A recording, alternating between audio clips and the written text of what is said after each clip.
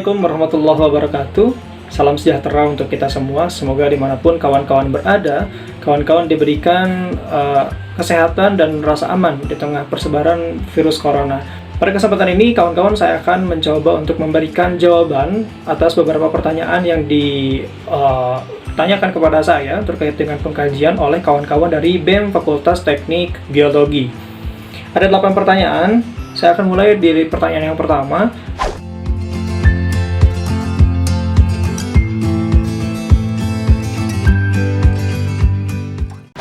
Kawan-kawan, tentu saja terkait dengan pengkajian yang benar dan tepat itu menjadi sangat penting untuk kawan-kawan terutama yang bergerak di bidang keorganisasian, terutama lagi yang kemudian bergerak di bidang sosial dan politik, ya, pergerakan gitu.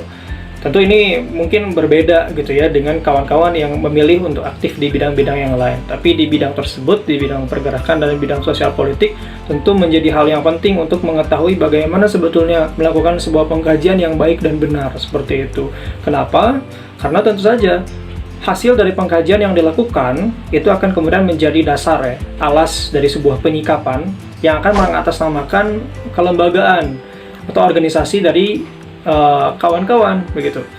Nah, kemudian penyikapan tersebut juga kemudian bisa berlanjut, ya, dengan sebuah eskalasi yang ditingkatkan menjadi sebuah gerakan mungkin nantinya, yang kemudian ini juga mencerminkan bagaimana sikap dari organisasi atau lembaga yang kemudian ada di bawah kepengurusan teman-teman terkait dengan satu isu yang sedang beredar di masyarakat, seperti itu. Yang kedua,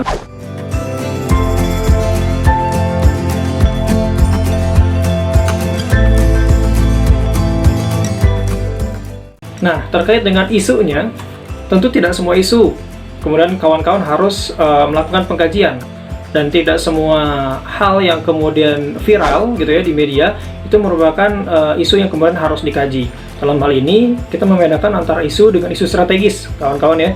Nah, apa sih isu strategis itu gitu ya? Sebuah isu menjadi sebuah isu strategis ketika ada beberapa karakter yang terpenuhi.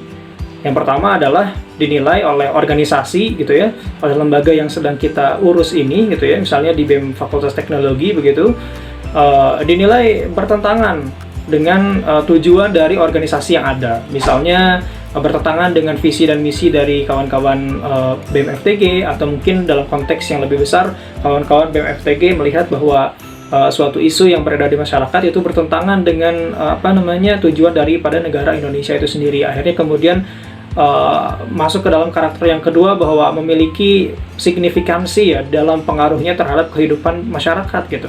Masyarakat ini bisa berlapis-lapis, artinya bukan hanya masyarakat dalam konteks negara gitu ya, masyarakat Indonesia, tapi dalam konteks misalnya BEM FTG, maka masyarakat itu adalah, ya, tentu kawan-kawan kita sendiri, mahasiswa di teknik geologi itu sendiri, seperti itu. Dan yang ketiga, karakter yang berikutnya adalah isu ini gitu ya, itu memiliki efek atau dampak bukan hanya pada masa saat ini gitu ya, mungkin hanya saat ini saja, tapi beberapa isu juga kemudian memiliki dampak di masa depan. Jadi saat ini dan atau di masa depan, seperti itu. Kemudian untuk pertanyaan yang ketiga,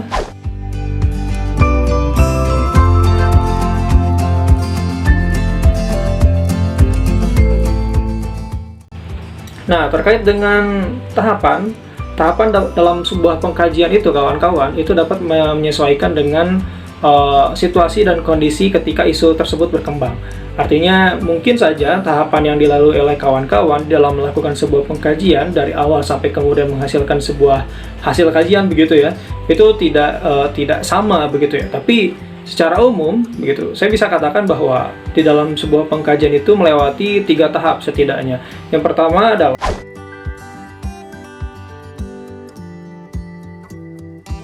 tahap pengumpulan informasi. Yang kedua adalah tahap untuk kemudian menganalisis informasi, dan yang ketiga adalah tahap untuk menyajikan luaran. Nah, terkait dengan tahapan-tahapan ini, saya tidak akan menjelaskan lebih jauh di dalam video ini, begitu ya. Kawan-kawan nanti bisa kemudian membaca dokumen yang sebelumnya telah diterbitkan oleh BEM Kema Unpad 2019, yakni Pedoman Kajian Strategis BEM Kema Unpad tahun 2019. Di dalamnya sudah ada beberapa penjelasan terkait dengan kinerja dan manajemen dari kajian strategis, barangkali seperti itu. Nah, kawan-kawan, terkait dengan tahapan tersebut, tentu itu ada metode yang kemudian dilakukan untuk mengamati ya sebuah isu. Nah, ini adalah pertanyaan yang keempat. Pertanyaan yang keempat itu adalah,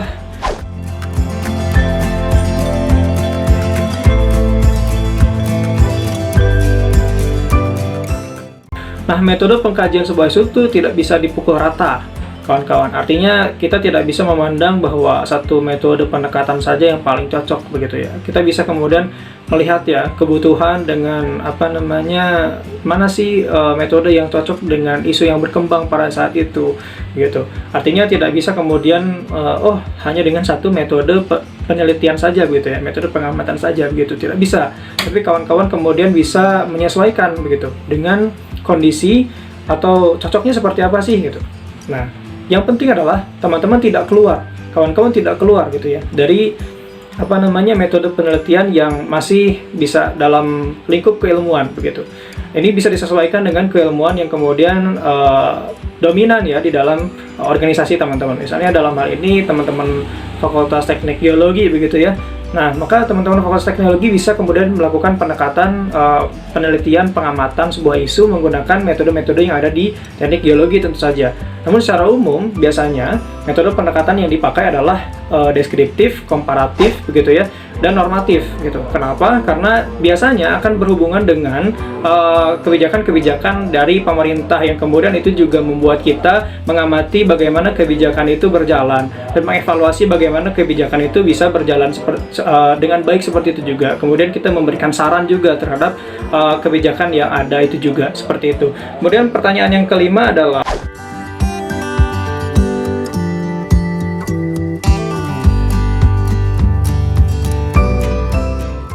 semua platform media sebetulnya bisa digunakan untuk menyajikan hasil pengkajian. Mau video, mau foto, apapun bisa gitu. Namun tentu saja platform tersebut harus kita nilai dulu ya, apakah kemudian efektif untuk penyebaran sebuah isu atau tidak begitu ya, untuk menyajikan atau tidak. Maka pertama-tama ya tentu harus kita lihat dulu gitu ya, apakah sesuai atau tidak dengan yang kita inginkan, efektif atau tidak seperti itu.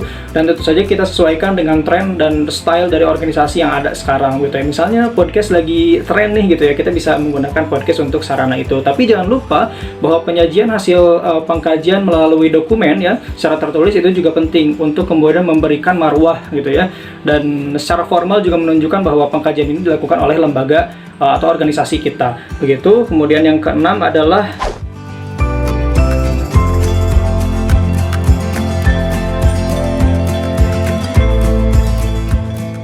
nah, tentu saja ya harapannya adalah lingkungan kemudian bisa sadar ya, bisa tahu, bisa paham gitu ya. Ini berkaitan dengan dua hal. Pertama adalah peran intelektual dari mahasiswa itu sendiri. Artinya kita bisa memberikan pencerdasan begitu ya kepada masyarakat, kemudian masyarakat tercerdaskan terkait sebuah isu begitu dari sudut pandang yang lebih ilmiah dan lebih intelektual begitu. Dan yang kedua adalah dari sudut pandang sosial begitu. Kita tentu berharap bagaimana kemudian masyarakat bisa tersadarkan begitu ya, atau mungkin dalam eskalasi yang lebih lanjut bisa kemudian ikut di dalam pergerakan yang kemudian kita inisiasi untuk kemudian mengubah sebuah kebijakan yang telah diputuskan oleh pemerintah.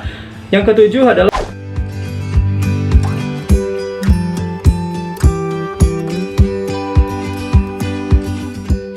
ini yang pertama-tama adalah keputusan dalam pengambilan suatu isu untuk kemudian dikaji itu sangat penting. Kenapa? Karena tentu isu yang kemudian terasa dekat dengan masyarakat itu akan dinilai lebih menarik oleh masyarakat untuk diamati begitu. Berbeda dengan isu-isu yang mungkin tidak terasa oleh masyarakat, maka masyarakat juga mungkin tidak akan aware ya dengan apa yang kemudian kita kaji gitu. Maka penentuan isu yang kita kaji itu menjadi langkah pertama gitu. Nah, yang kedua adalah tentu saja bagaimana kemudian kawan-kawan memberikan pengemasan begitu ya, memberikan pengemasan dan penyajian terhadap isu-isu tersebut. Bagaimana kemudian disajikan dengan bahasa yang sederhana, yang kemudian bisa dipahami oleh masyarakat secara luas gitu, tidak terlalu ilmiah sekali karena tentu berbeda ya antara bahasa ilmiah dengan bahasa masyarakat sehari-hari begitu. Kemudian juga sudah cukup jelas dengan pemaparan yang tidak terlalu panjang, itu juga penting, dan tentu saja dikemas dengan metode-metode yang kemudian menarik ya untuk masyarakat. Ya seperti tadi misalnya ada podcast dan lain hal, itu bisa disesuaikan dengan tren dan perkembangan yang ada saat itu. Dan yang terakhir adalah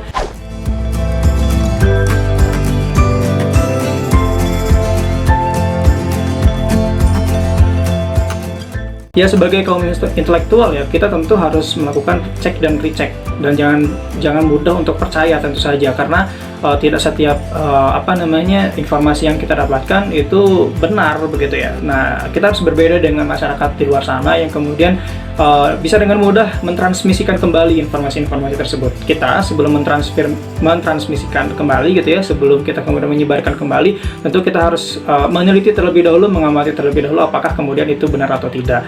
Barangkali demikian, ada 8 pertanyaan gitu ya. Kawan-kawan bisa lebih lanjut mengecek di dalam buku yang tadi saya sebutkan, Pedoman Kajian Strategis BEM Kemenpad 2019. Di sana sudah cukup lengkap, dan nanti aksesnya mungkin bisa diberikan oleh kawan-kawan pengurus dari BEM Fakultas Teknik Geologi. Itu saja yang bisa saya sampaikan. Jika ada pertanyaan, kawan-kawan bisa menyampaikannya lewat pengurus dan nanti bisa diteruskan kepada saya. Terima kasih banyak. Assalamualaikum warahmatullahi wabarakatuh.